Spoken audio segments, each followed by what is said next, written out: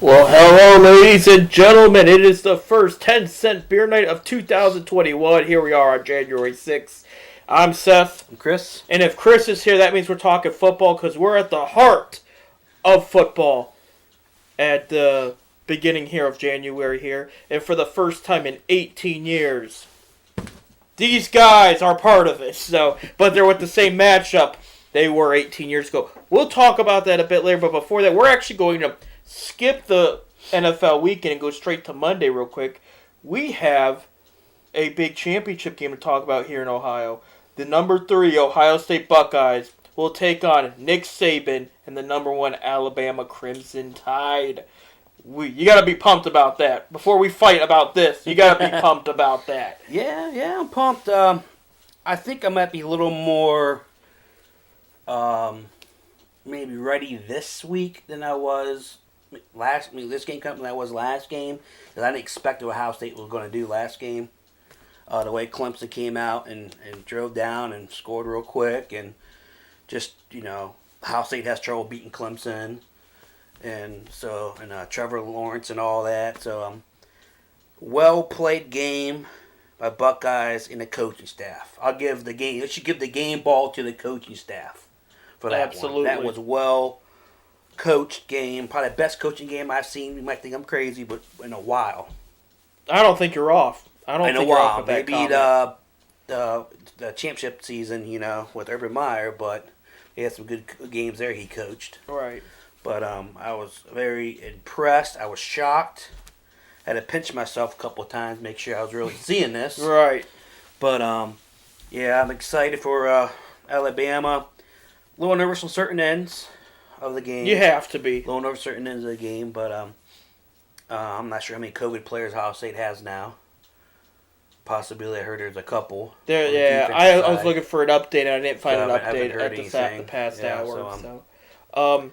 Just to quickly reflect what Chris is talking about, Ohio State beat Clemson. What was the final score? 49? Oh, it was 49 to 28. Yeah, it was a blowout. It was a very well coached game against Trevor Lawrence, Clemson's quarterback, who just declared for the draft today. He is the highest rated NFL prospect since Andrew Luck, college prospect before the NFL. Right. He's expected to be taken number 1 overall to the Jacksonville Jaguars, who are rumored to have Urban Meyer as coach. We'll see. That's all still being worked out as we speak.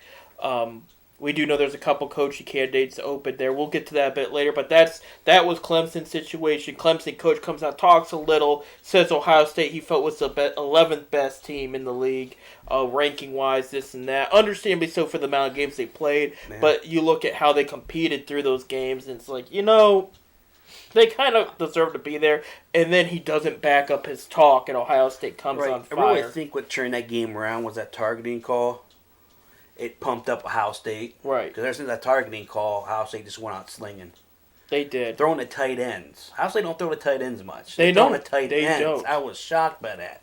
They pulled one out of the hat on them, and I think part of it was matchup-wise. You look at their tight ends; they're all 6'4", 6'5", and they were just overpowering the defenders right there. The D-backs back there. The other reason, too, I didn't think it would be 49-28, but I knew Ohio State had a better advantage than people thought, was because look at the Big Ten game, okay? They win it. Sermon carries the team with the fantastic game he has. Fields is a competitor. He is a great quarterback. I know in the past, Ohio State has not made NFL-ready quarterbacks. I thought Haskins would break that. Well, we're looking at Haskins maybe, unless he gets his stuff together now, we're looking at him maybe not being the answer. But Fields was always highly profiled as he's going to be the second quarterback taken after Lawrence. Well, he has a bad Big Ten game. He's not happy. At that moment, he doesn't even brush it off his shoulders. He is upset in himself. He did not play well. He comes in the championship game. He gets beat up in that targeting call, and he comes out, like you said, slinging. And I think if I'm an NFL scout, obviously Fields was a first-round talent, but people I think were discussing maybe second round the way he was playing up past that Big Ten game. He shot up to the top 5 again with that game, and now the championship game is going to really determine. But I think at the end he'll be the second quarterback taken. Will be the Jets. We will talk about that when that time comes. But he is, I mean, outside Lawrence, I do not see anybody better than Fields. He played a heck of a game, and I'm very looking forward to this game here. For a lot of people that do not know, there is a history of Nick Saban here in Ohio. I think he's from Ohio, right? Yeah. Is it Sandusky? Somewhere around there, I believe. Somewhere there. He played for Kent State. Yep. He coached Kent State defensive backs. He was even the Cleveland Browns defensive coordinator when Bill Belichick was with the team. There's a ton of Ohio history. And every year, it's the story's been told. He comes up to Ohio to grab prospects, specifically O-line. And they hear him out. He'll come himself, too. That's a big deal when the head coach travels himself to meet you. And he'll try to talk them into coming down to play for Alabama. And the answer that he usually gets is, I appreciate your time, sir, but I have committed to the Ohio State Buckeyes. So he's always been trying to grab and claw for Ohio prospects, and he can never get them. He's an Ohio kid. He's from this the state, and now he's going up against Ohio State, which the last time he did, they pulled one out on him. There are Ezekiel Elliott and Cardell Jones. So it's going to be a very good game, I feel. I don't think there's going to be. I don't think the score's going to be 49-28, no matter who wins. It's going to be a very tough head-to-head game, and I know if you're an NFL scout, you're going to be drooling over this because you got Devontae Smith playing. At the same time, you got a couple Ohio State defensive players that are supposed to be first round along with Justin Fields. You got Chris Olave. Olave, excuse me. I can't. Well, he's a game changer. Exactly. They're talking first, second round pick there. They're going to see how do these guys play in the big game, and then they're going to rank and they're going to determine right there. And again, there's always the combine. There's always private workouts, but the big games count. The bowl games count. For their stock and where they fall and everything. So this is just gonna be big. It's big for us Ohio State fans. This is Coach Day's first chance of winning his first national title, and he's backed up all his talk up from here. The only downside to this year is we didn't get to see him drop 100 on Michigan, but that's word is they're going to extend Jim Harbaugh, his contract, and they fired the defensive coach and extend Harbaugh's contract. So there you go. So they'll drop 100 on them next year is what I'm trying to say. But other than that, this is a big time game here. Very much looking forward to it. Any other thoughts on your end about that? Well, as far as Ohio State goes, if the defense plays like they did, I mean, if they come out just blitzing like they did, stopping the run like they did. But even though Clemson don't run as much, but Alabama runs more than Clemson. Alabama's running back is very good. He already has the rushing leader record now at Alabama. He reminds me of a smaller Derrick Henry. Yeah. Smaller Derrick Henry, but he's very good. But if Ohio State can do the little small things, win the line, trenches, stop the run, make the quarterback. Jones is good. He was in the the Heisman. He's good for sitting on a bench almost 4 years. They run about the same as Clemson though. They like to do the quick passes. And Buckeyes defended that pretty well. I was very impressed.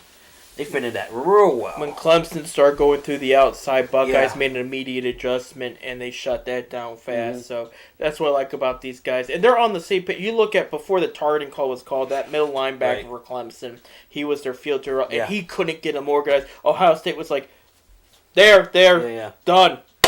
They were all set. They were ready to go. And that's just how this team is coached. Now, I know we don't have Meyer anymore. We have Day. He's a great coach. Again, highly recommended by Meyer. I bring it up because I won't forget back when they won the championship in 2015. This Oregon team was tricky. They always used to run plays and trick people out.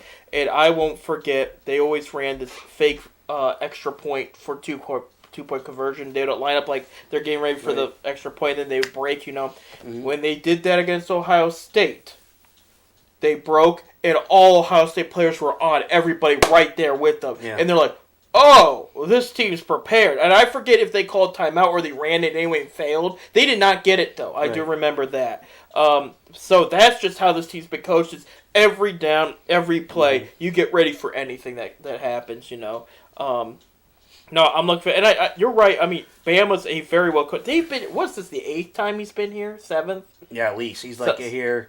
He might have like a 2-season off or a season off, and he's back in it. He's constantly the championship game. Constantly, exactly. I mean, last year he did a season off. Now he's back in. It's like he's constantly in it. And awesome coach. I mean, he is. Nick Saban is just brilliant-minded coach. He's got a history there. I'm going to leave out the name, but I knew a former player he used to coach way back in the day, and he said he is a great coach, but there's times you just want to pick him up and shake him. Right. That's just the way he is. Yeah. And I won't forget. And this was around the time players get coached at different than what they used to, and this is in all sports. I remember we had me and your father-in-law. Uncle-in-law, however you want to say it, we were talking to an assistant coach of the Akron Zips who used to play for the basketball, not football. And he said, you can't yell at the guys these days. They take it wrong. I was never an athlete that took it wrong like that. If I felt like the coach was in the wrong as far as false accusation, I might talk back a bit, but I still did what he said. Right. You know what I mean? And I bring it up because they said they had to make all these adjustments. When Saban first coached Alabama, the quarterback wanted to transfer right away because he verbally abused him. Now, I don't know to a certain extent what's true, what's that guy considered verbal abuse, but that's how it was. He comes into Alabama, and right away the quarterback wanted to transfer because, he was a hard ass, but he's an old school football coach, you know what I mean? And he's going to be on these guys, especially on the defensive side of the ball. And I think that's a big reason why Alabama's always in the discussions, because their defense is always on par. Their offense, you see some players very hit and miss. You're talking about Najee, the running back there. See, on paper he looks good. When Derrick Henry first came out, I wasn't sure about it. It took him a few years until now we see the Derrick Henry he was. Then there was a little name. Browns fans remember Trent Richardson. He looked great on that field. He looked great on paper. Did not pan out for anybody, not just the Browns, the Colts, the Raiders, you name it. It just did not look good. I think he even had a stint with the Ravens. But so when you're Alabama consistently, it's defense and O-line. If you're an NFL team, if you pick them up, they tend to, and wide receiver too. Yeah. Wide receiver tends to do very well, and that's why I think Devontae Smith's the real deal, and I think he will do well wherever he goes. But with quarterbacks and running backs, it's a toss up there. Same could be somewhat said for Ohio State, with a few exceptions. Eddie George, Ezekiel Elliott kind of declined this year. Right. That was whatever. But with quarterbacks, there's not much there. That's where the risk comes in with Mac Jones and Nahia. So it'll be interesting what they bring on the last game too, because this will be their final chance to show the NFL what they bring to the table and so forth. And of course, Saban, just like Ohio State, they have backup plans for the following year. You know what I mean? So it is going to be a fun game. It is going to be a great game. And I'm pulling for another Ohio State victory. There's only, let's see, in my lifetime, you're a little older than me. Well, you're about 10 years older than me. But before, let me ask you this: before the 2002 championship, correct? Oh no, 2002. What's that? Was that right? With Tressel, yeah. Yeah, with Tressel, they never made the championship before that. Okay, the first one. So they are. Well, the bracket one. Right, whatever, right. Yeah. They are 2-2 in the championship in our lifetime then. Because the people got to remember, Krenzel went 3 times. He lost to LSU one time. He lost to Urban Meyer in Florida one time. And Urban Meyer only made it once, and he won that one against Oregon. So this is their third coach, but their 5th time making it in our lifetime. And 5th time in 18 years. I mean, that's pretty damn good. Like, compared to the other teams and the other success everybody else has had around them. It could be worse. You could be LSU, who killed it last year, and then you get killed. You know, it's I rather have some consistency. You know, there. I think LSU had all their marbles for last year's season. Right. You know, they had all their stacked. Right. And they are guys. They just they were set up for that season to win it, and they won it. Exactly. And they're like that though. They build for that right. season, and then it all disappears. Exactly. In their defense, too, they are on a tougher conference. Mm-hmm. You know, Ohio State's got a little bit of the weaker division between the two in their conference, but Ohio State's biggest threats. Sometimes Michigan State will have a good year or not. You know, Penn State, Northwestern was the team this year. Good for them, I will say. They haven't had as much success as a lot of the Big Ten teams, and then Wisconsin will come out. You know, other than that, then you got with LSU, you got Florida, Alabama, Auburn. You'll have a random team like Vanderbilt that will give you a hard time. Mm-hmm. Tennessee at some years, you know what I mean. But so they have it worse. So when they made it all the way and won it all, it was a big deal. Yeah. And that's where I did see Dabo Swinney's from Clemson, his idea with Ohio State, because he's in the ACC. He played some very tough teams and beat them.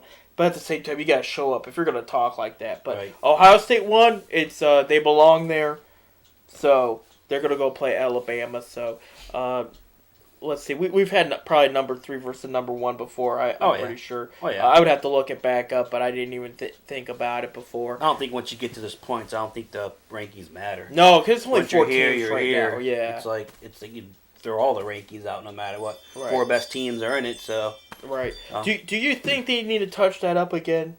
Make it maybe 8 teams? Because I do like the playoff system better than what it used to be, where the top 2 teams go, but then the debate always happened, what are the top 2 teams? I think 4 is fine, but if they want to make it more interesting, why not put 8 in? Right. We'll have more games. Or at least 6. More later games, though, that'd be kind of nice TV rating-wise. Oh, they would eat that up, I think 6 would be fine, more than 8, but I think 4 is fine. You just got to be that team. You got to be that team that wins games. Right. And looks pretty and blows out teams. It puts the numbers up. That's what you got to do. You got to do that. You got to be that team. There's so many college teams out there, so you got to stick out among the rest there. So there you have it. One thing I'm concerned about is Wade. I know he stepped it up later in the game. Right.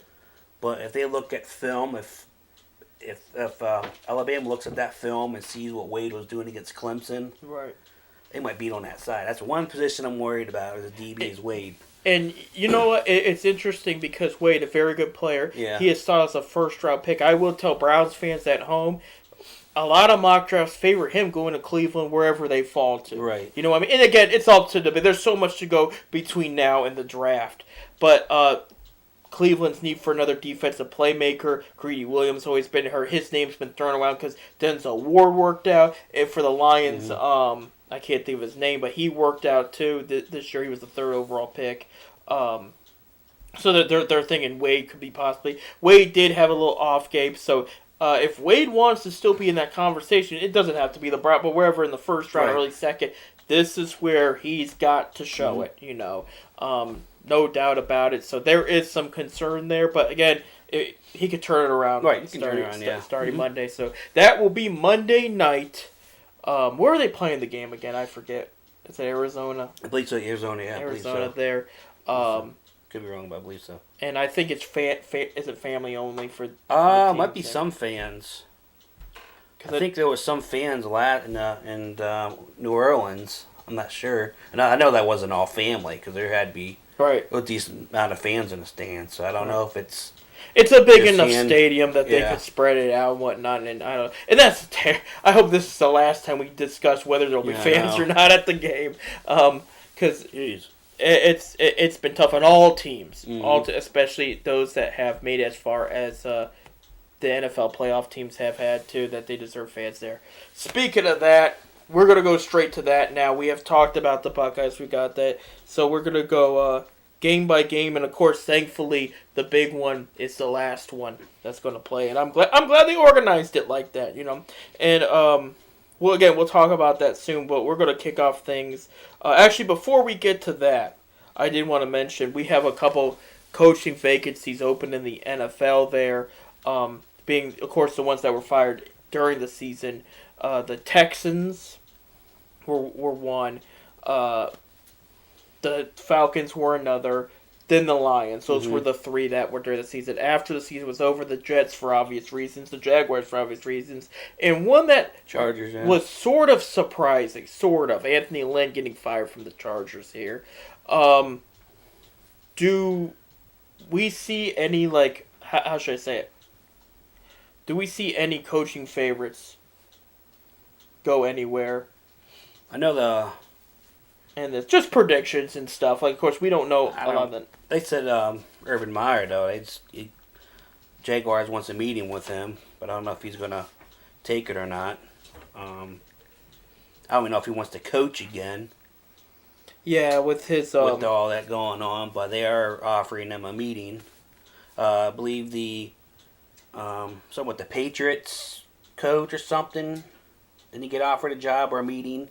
There's the Broncos have offered the special personnel front office job for GM over there, because that was the other big thing was John Elway stepped down as GM to just become president, and that was bound to happen. I mean, you know it's bad when you are a team hero and you start turning to a team enemy, kind of. You know, and he did his best. The best move he ever made was signing Peyton Manning, which helped lead to a Super Bowl. He made some great defensive picks in the draft too, as well.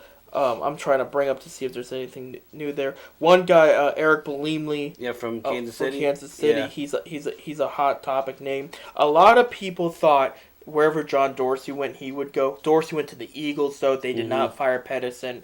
Well, that was crazy, though. If you want to get on that topic, that was Eagles did. That was very interesting, and I think they're in for a rude awakening. They didn't really need to tank, because they weren't in the playoffs, but they did tank. It was a tank, though. But, they had a rookie quarterback that was doing well. No reason to pull him, and they pulled him. He raised a lot of eyebrows on that one. The Giants were ticked off, too, because they missed the playoffs, so they answered back a little bit on that. They missed the playoffs because of... And actually, Philly, that game was back and forth a little bit, too, so... I mean... Philly could have a chance to win. That's what they're saying, and it wasn't like back in 2007 when the Browns were relying on the Colts and Manning said, "Put me in." They wanted to beat the Titans, division rival. They had Sorgi out there the whole time. Yeah, there's a debate. He could have put him out there, whatever, but it wasn't like Manning was out there and they were in limbo and he pulled him out and they just. You know, it was a weird look, and I don't want to hear that he was trying to win. Yeah. If he was trying to win, he would have kept the guy out there that was doing well. I did pull up an article right now about the coaching vacancies and possibilities for each one. Real quick, for the Houston Texans, they believe Brian Daboll, former Cleveland Browns offensive coordinator years ago under Eric Mangini. He's now with the Bills. They think he's one. Jim Caldwell's name's come up, and Joe Brady. I actually can't think of the top of my head where Joe Brady's from, but I know Caldwell's name's come up with some of those. Atlanta Falcons, Eric Bieniemy, there's no L. His name's come up there. Robert Saleh of the 49ers. He's a good candidate. He lost to Kevin Stefanski last year for the Browns coaching job. And Raheem Morris, retaining him. Atlanta played somewhat better. They just need so much that in Raheem Morris's defense. Morris did have a stint with the the Buccaneers after Gruden, and it didn't go so hot. So we'll see about that. For the Detroit Lions, Robert Saleh's name has been brought up there. Eric Bieniemy's also been, and then Marvin Lewis. There's a name from the past. Issue with Lewis is players like playing for him. He's consistent. He can't get over that first round hump there. Right. However, there's a difference between Bengals ownership and anybody else. If he can get the money and the players, who knows what will happen there.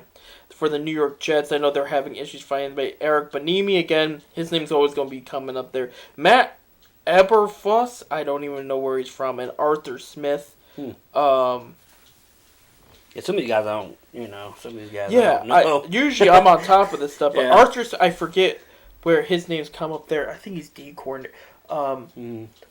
Giants. He just signed an extension with the somebody signed an extension with the Giants and denied a head coach gig. Jets were very interested in, so I think that was him there. For the Jaguars, of course, Urban Meyer, Robert Saleh, Eric Bieniemy. For the Los Angeles Chargers, Urban Meyer's name's been brought up there. Brian Dable, and number 3, Jason Garrett. Yeah, that's dope. Yeah, Garrett. There you go. And you know what? With Herbert there, that could make a world of difference there. But let's go on and let's talk some playoffs there. It starts this Saturday, and we got the first one's at 1:00. And it's 11-5 Colts who got a wild card bid there with their win versus the AFC East champions 13-3 Buffalo Bills. This is in Buffalo. Year ends good for both of them. They played some really hard-fought football to get to this level, of course. Bills, I know you're very high on Allen and whatnot. What do you think about going into this game? Again, these are two of the best defenses going at each other. It should be a good game. It's in Buffalo, outside. It's going to be cold. Maybe snowy. Maybe. I don't know. Colts got a good defense. Got a good running attack. Taylor. Still irritated. And then Hines, yeah. Still irritated Steelers didn't pick him up in the draft. Wanted him. Very, very good player. But I see Bills winning this game. I don't know if Allen's going to go off like he did last week against Dolphins, which I was still shocked Allen played that whole game. They won. They won, but they wanted to clinch that. I mean, they wanted to clinch it, so I could see Bills winning, but close. I think Colts defense is going to hang in there for the most part till late. I don't see it being real. Maybe might have a couple breakaway touchdowns with both running backs. So I say, 28-17 Bills. Bills there. I'm going to go 20-13 Bills. I do think Bills will have them out. Home field advantage. Right. That place, I can't say it's going to be packed because the rules are different, but there's going to be a crowd. It's going to be a very defensive game. What's going to offset it is how much Allen runs the ball, because that thing is Colts, great run game. Somewhat great passing when they dump it up, but other than that, the passing's a little inconsistent. Bills, great passing game, inconsistent run game. And with the great defenses in there, that's what's going to make this game interesting. So as long as Allen stays healthy, he doesn't get too banged up running the ball if he does decide to. I think if Colts can get to him and make him uncomfortable, like we go back to the Steelers game till they had that breakdown, in that Bills game, Steelers got to Allen. The whole first half, Steelers are blitzing. Of course, the second half, they went off. Blitzing, that's where Allen threw the digs, and they pretty much took over the game. But if you get to Allen, he gets uncomfortable. He's still kind of young. He's still a young quarterback. This is going to be big for him. First playoff game, this is going to be huge for him. So, but I think Bills win at home. Bills have more firepower. Yeah. The other thing that's going to come down to is Philip Rivers has experience, but his age was starting to show down the stretch of the season. And if you pressure him, it makes a world of difference also. The other thing is, Allen's technically not a statue, but again, like you said, he gets nervous in there at times. Rivers is a statue. Yeah. Rivers will stand in the pocket and sling it. Exactly. He'll take some hits. Yeah. And I mean, there's been discussion if this is Rivers' last season or not. That's going to be dependent on what happens at the end of the season, no matter what. Which, again, if me and you are right, it will end this Saturday for him. I don't see Bills losing this game. That's how I feel about it. They've played so well at this point. Stephon Diggs being one of the best receivers of the year, too. He'll be very hard to contain. But again, the Colts defense is good at forcing turnovers at the same time. If the Bills defense can contain their run, they have the game. That's how I look at it. But I do think it's really close. It's going to be you have them 11 points. I think it's going to be more of a one-score game, and it's going to come down to the wire, and Colts are going to fall short. I have a late touchdown by Bills. That makes a lot of sense, yeah. To seal it. Yeah. It could go either way right there. So we're going to go Bills move on to round 2. Bills being the second seed, they would get the second lowest seed, Right. whoever that is Mm-hmm. in there. If Colts win, they are favored to play the Chiefs. Right. But it also depends what else. I think no, they're the lowest seed. I think Colts are 7. Browns are 6. Yep. Yeah. So there you go. They will. So if Colts win, they automatically play the Chiefs. But if Bills win, they'll take the second lowest seed there, depending who that is there. We'll go to the NFC for the 4:00 game. Real quick. I wanted to see. Oh, okay. It doesn't say. What? Let's see. Live on NFL Network's, I think, going to have Colts and Bills game. I want to bring up the TV stuff too. We go to the NFC there. Actually, no, they also live on NFL, but that's besides that. At 4:40 on Saturday, we will have the wild card 10-6 Rams, and this is a good matchup versus the 12-4 Seattle Seahawks, who won the NFC West. These two were gone at it both times this year. This is a very interesting, critical game right here. These are two rivals going at just throats. Rams kind of just fell apart there at the last couple games. Mm-hmm. Goff did not play for when they clinched. Right. Seattle, great team, great playmakers. Defense a little inconsistent. Has not played their best football the past couple weeks. Pulled out the wins. That's all that matters. You know, as far as the Rams go, like they can move that ball. Defense is still solid, but the offense there, they either a little inconsistent, I will say. Like passing wise, it's always pretty much there. Running the ball wise, that rotation there has kind of, again, it's a young rotation, but it's no Todd Gurley anymore. No. This is in Seattle. How we feel about this one? I'll go with the kind of way Seattle's been playing a little bit defensive wise, and a little bit on offensive wise too. Kind of inconsistent. Metcalf's really been kind of inconsistent. They've learned to kind of contain him. Other teams have. So and Ramsey will probably be on him. Ramsey going to be the Ramsey was on him before. They played real good against him when they played the first time around. He shut him down. I think it was one of them shut him down. I'll go with the Rams. Big win in Seattle. And it's going to be Seattle plays close games and can win close games. So I say 21-17 Rams. You're going with the Rams there. I'm going to go 2017 Seahawks. I'm going to go the opposite there. This is going to be a very close and a very good game. Here's my reason being. Seattle's defense is not what it was a few years ago there, so that's going to be what hurts them the most. Goff, to me, he's solid, but he's one of those quarterbacks. He can get you to the Super Bowl. He's done it once before, obviously, but like he's just how should it's more than inconsistent. It's like he just does enough. He doesn't go over that next thing level, about what the Rams this year. They're running the ball more. Right, correct. And Goff doesn't have to do too much of putting himself in situations, so they're running the ball more. It has effectively worked. Right. So that's one change in their game plan this year. They're running 3 backs, sometimes 2. They're running the ball more than they have. So I think that kind of why you haven't seen the numbers for Goff this year because of that, because they're running the ball more than they ever have. So it's just exactly. It could go either way. The reason I'm going with Seattle too is Russell Wilson. Yeah, it's at home. He's a clinic. No, the other thing is there's no 12th man. That too. I don't know if they never let fans in all year round. Which if you're Los Angeles and Las Vegas with the new stadiums and no fans and all that's kind of.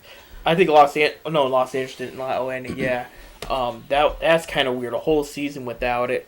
But we've always heard about the 12th man, and they're not there. You know what I mean? It's going to hurt them in that way. But Wilson and I think Chris Carson's going to have a little bit of a better game too. They're going to just hold the fort down, but it's going to be. I think it's going to come down to the wire there. Yeah, I think it's going to be a slugfest. I think it's going to be defensive sides. I think Seattle's defense will step up this game though. Adam should be hurt. I mean, he was hurt, but I think he should be back. I think Seattle defense will step up, but I see, if it happens, Rams winning close somehow with Wilson throwing a pick or something, which he has a couple interceptions this year, key interceptions this year in games. He hasn't been up to par the past couple weeks. At Arizona game they lost, he had that key pick. Exactly. Late, so. It can happen. But it's just should be a good game, though. That's one game I'm kind of try to focus on, see how that. Oh yeah, and that's what I like about the NFL playoffs. Is it's all spread out. Mm-hmm. You know, you don't have any games and they have to it's out of fair for all the sponsors and the Rays and all that. But that's what makes it so great is you got football all weekend and they're all not overlapping each other. Right. I think if they were to have it one go into one, like let's say this one's 4:00, mm-hmm. if one was to go to 8, like for some reason overtime or whatnot, which would be crazy because remember in overtime you can't tie, so it's win or go home. I think they would delay the other game until the other one finished or whatnot, however they worked it. But I think that's that's happened before. There's been overtime games in playoffs, so not much, but it would be witnessed it. I know I have. Not a couple years ago, I think there was one. I think we could delay. We could see 1 or 2 this week, especially with these divisional matchups. But that's what I think. Just Seattle, they've been here before. They have a lot of players who have been here. Not that the Rams, again, they were in the Super Bowl a couple of years, so I'm not writing that off. Mm-hmm. But it's going to be a great game. Unfortunately, one of these teams has to lose, and Seattle did enough to win it to get here. So I think they're gonna at least finish off round 1. And depending who they play, they'll play. So he's got Rams, and I got Seahawks for the Rams and Seahawks game there. That's at 4:00 right there this Saturday. The Saturday night game. Now, this one, out of all of them, this one, it's going to be good, but I don't think it's going to be great. Right. The Tampa Bay Buccaneers are at Washington football team. Washington hosting because they won the NFC East, being 7-9, the 5th losing record to go into the playoffs. Tom Brady and the Bucs 11-5. How are we feeling about it? Chase Young put fire in Tom Brady's belly to go off this game. Because Chase Young called out Tom Brady, said that he wants him. Right. So did he put fire in Tom Brady's belly, and Tom Brady's gonna become out like the old Tom Brady and throw 5 touchdowns and they just cruise by? I think so. I think Tom Brady is going to go throw 5 touchdowns. Yes, Washington defense is good, but they're not that good to contain a high power Tom Brady when he is on. AB there. Mike Evans might not play. I'm not sure what's going on with that knee injury. He's kind of shaken up. Kind of shady, but AB has brought an extra weapon to him now, and he's starting to get his touchdowns. Godwin's still there. Godwin's gotten healthy. He had a finger surgery or whatever. He's gotten healthy. He's been playing better the last couple of weeks. So I think Tom Brady does what Tom Brady does in the playoffs, and he goes out and hands Washington a nice loss to him, 42-20, 42-20, and yeah. They're going to shake Chase Young's hand at the end of the game. There you go. I'm looking at more 38-6. Oh, okay. The reason, but here's the reason, is I like Washington's defense. They are an up-and-coming. If things pan out like they're supposed to for them, they are going to be very good in the next couple of years, especially with Ron Rivera there as head coach, especially with the young pieces they have. The issue is that inconsistent offense, and they'll talk about the rotation of quarterbacks. Mm-hmm. I like what Alex Smith does. I love that he's back in the game. He's going to be comeback player of the year. Will he come back next year? I do not know. But that is the one thing hurting them right now is they do not have a permanent answer at quarterback right now. And one good hit on Alex Smith might take him out for the game. That's just being realistic here. Mm. The Buccaneers are a very well coached team. Bruce Arians is a great coach. Tom Brady is Tom Brady. He showed he can win without Bill Belichick. He played very well this year. There's no doubt about it. Having Mike Evans out this game, they could still play very well. I would say down the stretch, especially if you're going to talk Super Bowl, if you want to jump that far, they're going to need a playmaker like Mike Evans there. Antonio Brown has fit in well, but he's not old Antonio Brown. You know what I mean? He's good. Don't get me wrong. He's played very well. But Mike Evans is going to be that big piece, especially to spread out the field a bit. Ronald Jones coming back. He's a little banged up, but he can still manage with this game. I just think the NFC East was a mess. I mean, you're talking about 4 teams. I will say, if Dak Prescott didn't get hurt, we're talking Cowboys versus Buccaneers right now. I'm saying that, but Cowboys had a horrible defense this year too. We're talking about 4 teams that potentially could be the AFC North of the NFC. You know what I mean? Right. Where it's going to be that tough for the next few years. Just this year, they all had a down year for obvious reasons. Each of them of their own. Well, again, that Washington offense is hard to watch at times. I mean, they know what they're doing. I mean, they worked hard to get this far. They're 7-9. They beat teams you didn't think they were going to beat. But at the same time, here they are at the big stage against Tom Brady. It's going to take more than Chase Young to beat him. Right. I think Young's going to have a good game. He's been playing well of late. He might get a sack and 2 in there, but Brady's going to be Tom Brady. At the end of the day, Arians is going to be Bruce Arians at the end of the day. Ron Rivera is going to do whatever he can, but that offense is going to hold him back. Right. And it's going to be an ugly game, I think. I think this is going to be the only true blowout of the whole weekend is going to be in Washington or Maryland, wherever they technically play. Yeah. But we will see. It's crazy. They get a on-field game, Washington. Yeah, that's crazy. But that's the rules. So if you're a division winner, you get home field advantage. And I mean, we saw it with the Panthers a few years ago when they went 6-10, 5-11 or something like that. And they hosted the defending champ Seattle Seahawks. You know, and it was weird because here Seattle came. They fell short of winning their division, but again, these are the defending champs. They still played really well. That defense was still on fire. And Carolina put up a good game that one. I don't know if you remember that one, but they fell short in that one. And then the following year, I think it's when Carolina stepped it up big time, went 15-1. We know that whole story. If I have my timeline right, I'm going by memory here. But with that, it's I think Tom Brady's. I think they get a cheap couple touchdowns there. I think they might get a couple field goals. They might drive on Tampa Bay's defense, which Tampa Bay's defense has shown to be drive on this year. Right. I mean, they'll get some scrappy points there, some field goals, and do a touchdown. And their defense, I think they'll get that at least. Their defense is good enough. They have a great linebacker unit over there, but I mean, maybe touch up the defensive backs a bit. Maybe need another D lineman. Just stuff they're going to be looking forward to in the offseason. They can still win with what they have. I will say that. Right. I mean, I can't think of a better team Tom Brady could have went to in his situation outside New England. People could throw Las Vegas there. I don't think it would have worked. No, the pieces are already offensive-wise was already there. Yeah. Tom Brady. He got his money. He got his pieces. You know what I mean. Bruce Arians is an offensive genius. You remember him when his time in Pittsburgh too.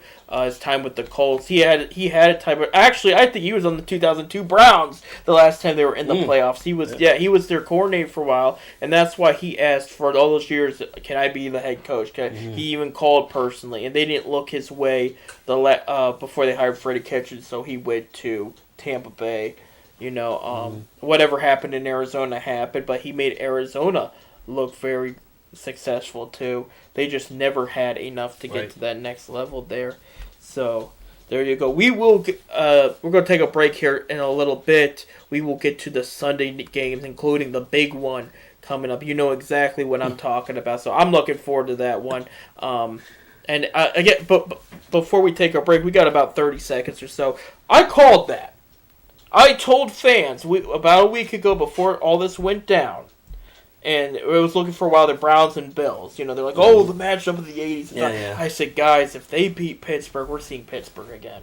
That's just how it's going to work. If you're like, that's a possibility. Some of them are like, yeah, I can see it. And then right before they beat them, they said, if the Ravens win, the Ravens were winning.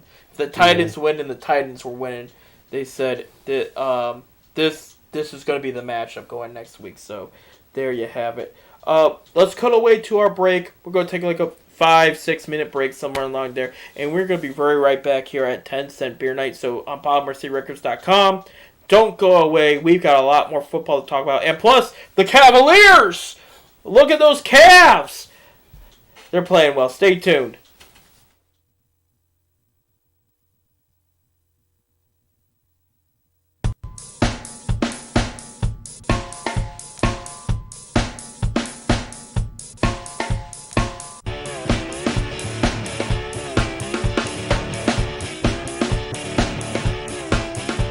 These blues.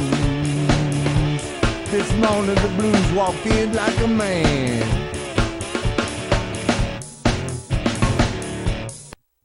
All these blues. The blues walked in like a man. Wear it blues.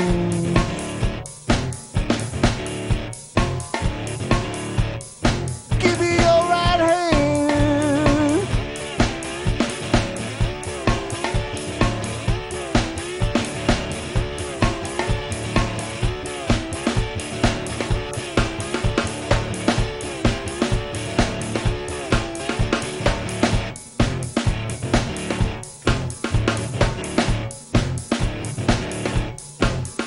Oh, the blues is a low down and a shaking chill. Yeah, it's preaching now. If you ain't never had 'em, I hope you never will.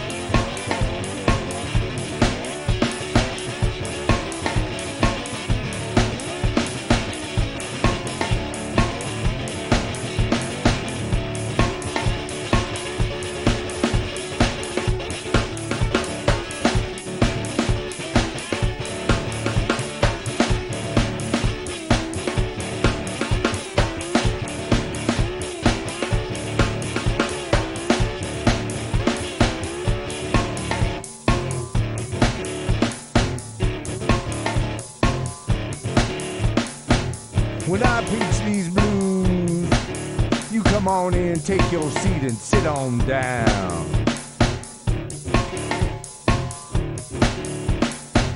When I preach these blues, you come on in, take your seat and sit on down. And if the spirit moves you, if the spirit moves you, and if the spirit moves you, Lord, if the spirit moves you, jump straight up and down.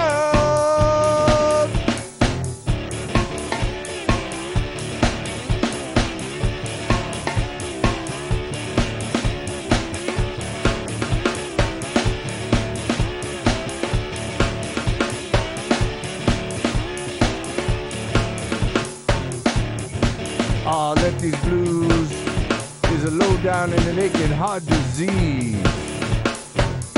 Yeah, these blues is a low down and an aching old heart disease.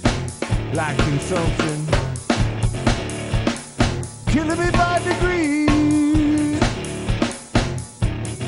I can study the rain, or I drive my blues away. I've been studying the rain, I'm gonna drive my blues away. Going out to the distillery, gonna stay out there all day. Up jumped the devil.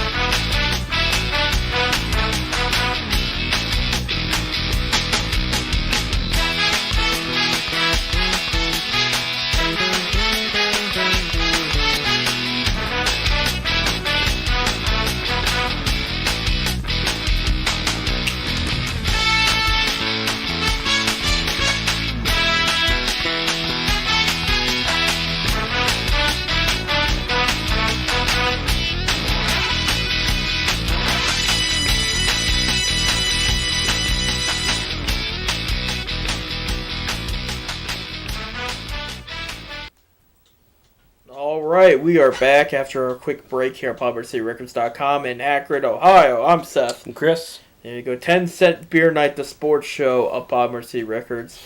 Talking a lot of football for obvious reasons. This is the best time of the year for football. Well, some debate. The beginning of the season when fantasy football kicks off, Mm-hmm. you know. I hope you won some championships, maybe. I took third this year. Took third this year. Yeah, back-to-back third place. I went to 3 championships with 8 of my teams and won. There you go. It was the Akron team. It was a team dedicated to Akron, so that was kind of cool, you know. But some of them say it's that because it's a fresh year, it's a start, everybody's in play. Mm-hmm. But then you get this year, this is where you find a new or reigning champion. In this case, I'm drawing a blank. Who won last year?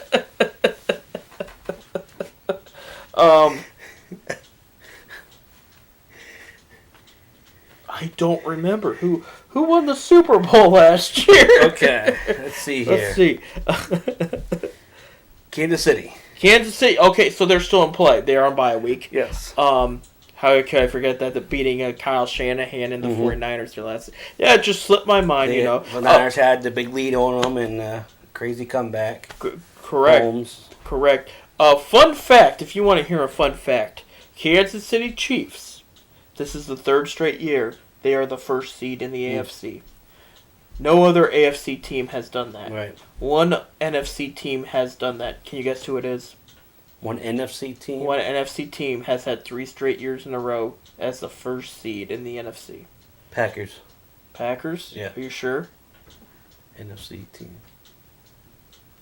It's a good guess, but it's not right. The Eagles in 04 to 06. Andy Reid has had both teams that have had back-to-back 1st seeds in AFC and NFC. That's crazy. Yeah. You know, hell of a coach there. And I actually thought he might retire after winning all last year. He's still here. He's still doing well. And the crazy thing I want to bring up before we talk about Sunday's games, too, is talking about Andy Reid. If Eric Bieniemy, he's the highest regarded potential head coach there. If he gets hired as head coach with the Chiefs, that is his 3rd offensive coordinator that's left to be a head coach. Doug Peterson of the Eagles, who won a Super Bowl there, and Matt Nagy of the Bears were also his offensive coordinators in the Chiefs before becoming head coaches. So Bieniemy leaves, then that's number 3. That's crazy. That's consistency there. Everybody, it reminds me of this is more successful team, but when Saunders was the head coach there for the Chiefs, and just how everybody looked at his coaches, because the Chiefs were very good in the room with Trent Green and Priest Holmes and that team. We're looking at his assistant coaches for potential head coaches. Some of them left and became head coaches. Some of them didn't, you know. It was what it was, but that was a good coaching staff there, too. All right, so before we went on break, we talked about Saturday's games. Both of us picked the Buffalo Bills to beat the Indianapolis Colts. He picked the Rams to beat the Seahawks. I picked the Seahawks to beat the Rams. And we both picked the Buccaneers to win against Washington there. So we go to Sunday, 1 o'clock game. A team we both hate, but the 3rd team in the AFC North to make the playoffs, the 11-5 Baltimore Ravens, will play in Tennessee, Nashville, correct? Right. Because I can't remember. They won the division. Right. Well, I thought it was either Nashville or Knoxville. I couldn't remember Nashville, where they play. Nashville to play the 11-5 Tennessee Titans. When these two guys played last time, Tennessee had a running touchdown in overtime to beat them. This was a very good game. What happens in Tennessee at 1 o'clock on Sunday? What do you think happens? Well, I think the way the Ravens are playing now, they're healthier than they were. They're playing. Lamar Jackson's playing on that caliber like he was last year, kind of this time too. I think the Ravens beat Titans in Nashville. Not gonna be a high scoring game, but it's gonna be 24-14. 24-14. Henry will get slowed down that game. Henry will get slowed down that game. Because Ravens defense is not that bad still, but they're healthier. And they were. So that's what I'm thinking here. We'll see though, but I like the Ravens. I think the Ravens are playing better football right now though. They're a team that I don't really want to play in the playoff if I was another team, because they're playing a little better football. They had to win to get in. They had to win pretty much all their games to get in. So it seems like after that Browns win there, that crazy Browns win, they've kind of just ramped up, and they've been playing well the last couple of weeks. So I think Ravens win close. Nashville. Both teams are very, very good this year. Both defenses are very good. Tennessee had some weird games in the beginning, but they picked it up for defensively, specifically. Ravens, that me and you have talked about several times, they keep drafting these great defensive studs and draft all over the draft board. They've walked away the past 3 years in my personal top 5 in the drafts. I don't like the team, but they've drafted very well. You mentioned that they are healthier than they've been. 24-22. The Ravens pull it out. It's going to be a weird score. It's going to be close. The reason being, Titans are having weird kicker issues, so I think a missed field goal kind of offsets it a bit. He almost shanked the one. You have to post the one in. He almost shanked that. Gostkowski, I think, is off the team. He didn't show up. There's a reason the Patriots didn't bring him back, unfortunately. And he was always been a consistent great. I think fair to say he could be a Hall of Fame kicker if you look at his career. Oh yeah, definitely. My gut is telling me Ravens are going to pull out this game, and it's because Harbaugh's been here. Harbaugh knows great matchups on both sides of the ball. I think Jackson is going to shine a bit because this year he wasn't himself. Right. He wasn't bad, but it was like fantasy owners really wish they didn't pick him up. You know, I knew people that picked him up in first and second round in fantasy, and just he was a top 5 disappointment. But he's going to be shifty. He's going to be. He's just going to move the ball. That's what it's going to come down to. Either he's going to run it, he's going to dump it off to Dobbins, who's been playing very well of late. They're going to find a way to win this game. And I think the other reason too is in Tennessee, Tannehill was on fire most of the year, and he's kind of dipped a bit. You know what I mean? Which is surprising because of the weapons he has there. It's just all over the. I mean, other than Derrick Henry, Brown, Davis, they're all big. They're huge. They get big. It's what you would imagine an O-line, but it's there. And I think that's the other thing too is they lost a lot of their O-line this year. They had some great protection last year. I mean, they deserved to be in the AFC Championship game last year. And they played the Ravens last year, right? Right. And they won. Ravens won. No, Titans won. Yeah. It's a close game, too. Because Titans lost to the Chiefs in the AFC Championship. It was close, though. It was, but Ravens want that revenge. And just part of me is just saying the Ravens want to be in the next round. You know what I mean? And the Ravens are hoping to either play Pittsburgh or Cleveland, too. Right. I think that's how it's set. I mean, it all depends, too. If Indianapolis wins, they get the Chiefs. Yeah. It's because, you know, and that would take the Bills out of it. It'd be a whole other thing. But this one, and if the Ravens, if the Ravens beat the Titans, who are the 3rd seed, correct? Right. Okay. And the Colts beat the Bills, the Colts would get the Chiefs, which means the Ravens would get winner of Pittsburgh. Or no, Pittsburgh's 3rd seed. Okay.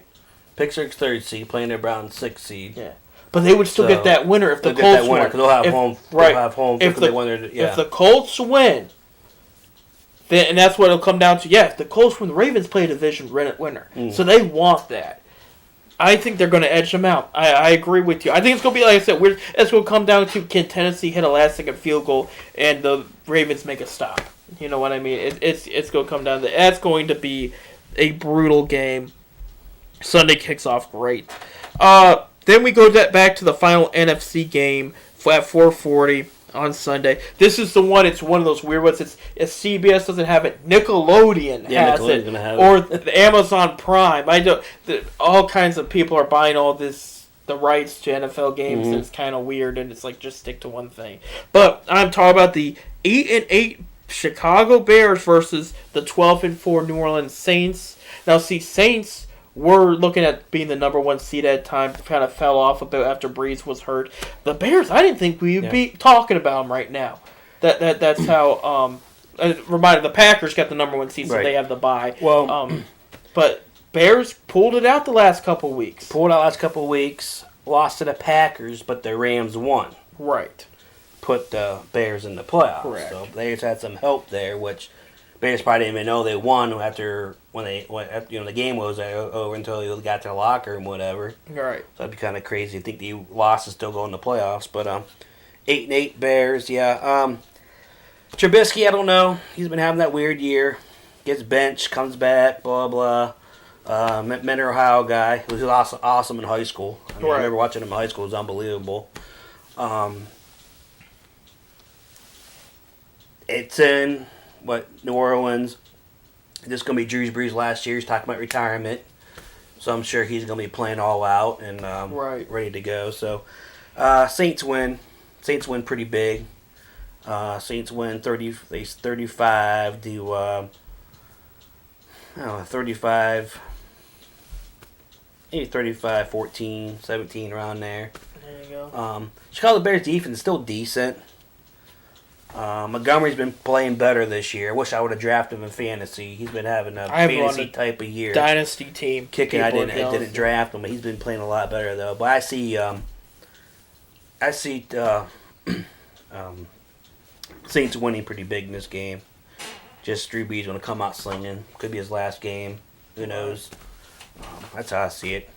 31-16 I'm going. I think it starts close, and then Trubisky, again, great kid. That's why I heard too. Nobody in Mentor didn't think highly. Let's put it, they all liked him there. Right. That's what, you know what. And I do think he'll get a chance somewhere else too. But as far as long term, the Bears are going to be iffy about going forward with him. But what prevents them this game is Saints D does enough. Saints offense is good. Bears defense is good. We talked. You mentioned that a bit, and they'll slow Breeze down at first, and then Breeze will step it up, and then he'll start slinging. Right. And you got Alvin Kamara. Don't forget that he's gonna move the ball there. 6 touchdowns. 2 weeks ago against Minnesota. Before he got COVID. Yeah, before he got COVID. Yeah.